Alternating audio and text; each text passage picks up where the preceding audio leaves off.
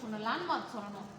பிள்ளையார் கோயிலுக்கு 4 வீடு தள்ளி, இல்லைன்னா காலி இடம், இந்த தெருவில் காலி இடத்துல இருக்குது அப்படின்னு வந்து உங்கள் அந்த இடத்துல என்ன லேண்ட்மார்க் இருக்கோ அது நீங்கள் வந்து உங்கள் லேண்ட்மார்க்கில் வச்சுக்கலாம். இப்போ நான் பேசுனது அப்படியே வந்துருச்சு பாருங்கள்.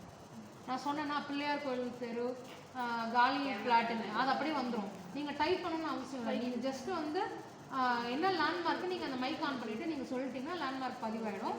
கிளிக் பண்ணிவிட்டு ஃபோட்டோ எடுக்கணும். ஹாட்ஸ்பாட்டை ஃபோட்டோ எடுக்கணும். ஹாட்ஸ்பாட் எப்படி இருக்கோ அப்படி ஃபோட்டோ எடுக்கணும். சரிங்களா?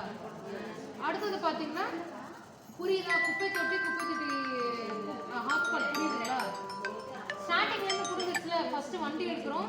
அடுத்து இங்கே பாருங்க, ஒரு பாயிண்டாக மேடம் சொல்கிறத கவனிச்சுக்கங்க. ஃபர்ஸ்ட் என்ன சொல்லுங்க? அசெட். சத்தமாக சொல்லுங்க.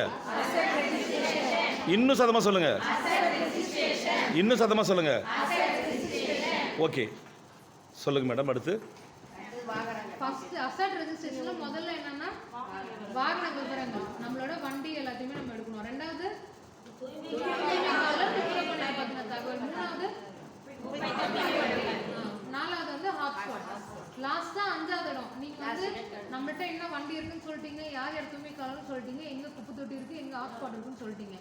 இதெல்லாம் குப்பை கலெக்ட் பண்ணி எங்க போய் நம்ம வந்து இதை வந்து கையாளுறோம், எங்க வந்து எல்லாத்தையும் மேனேஜ் பண்றோம், நம்ம குப்பையை என்ன பண்றோம்ன்றதுக்கு தான் அந்த லாஸ்ட் ஆப்ஷன்.